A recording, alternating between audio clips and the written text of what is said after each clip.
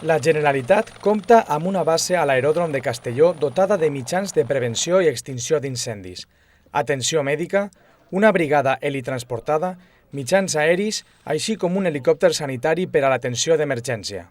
En la seva visita, la vicepresidenta de la Generalitat, Mònica Oltra, ha posat en valor la importància del treball que realitzen els treballadors públics d'emergències en la lluita contra el foc i en les urgències mèdiques, per garantir la seguretat de les persones i de la nostra salut.